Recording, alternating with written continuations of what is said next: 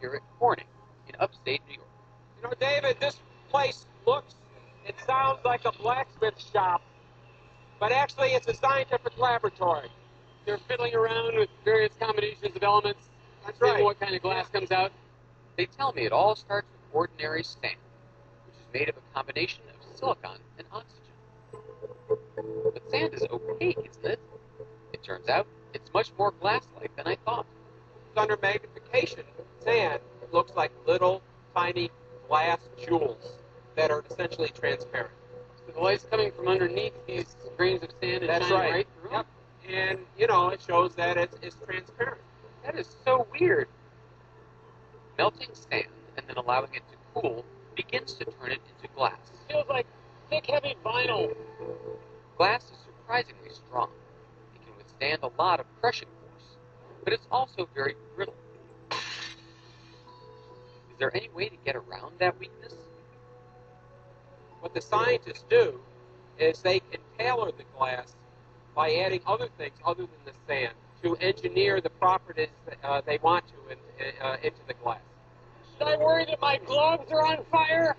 Changing the 5,000-year-old recipe for glass has led to a new form they call Gorilla Glass, and you can probably guess why they named it that. Something that we call a drop test, where the glass is in a frame, like we have a piece of Gorilla Glass in this, and the ball is dropped from a height of 1 meter. How thick is this piece of glass? This is 0.7 millimeters.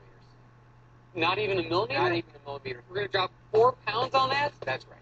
David, this is our hail gun. It shoots a ball of ice at 60 to 70 miles an hour. Ready, aim, hail! So this is a sample of our special glass. This is plastic, dude. I can make a paper airplane out of this. Yeah. It didn't break. Oh my gosh, she's going to fold it in half. There's a lot of bends to it. Ready, aim, fire! The secret behind these weirdly durable forms of glass is engineering on the atomic scale. Sweet! Clearly it worked. The 70-mile-an-hour golf ball-sized hail did absolutely nothing to it. The glass makers have learned how to precisely place minute amounts of metal atoms, like sodium, potassium, and aluminum, among the silicon atoms. The result is hard, yet flexible, and scratch resistant. No!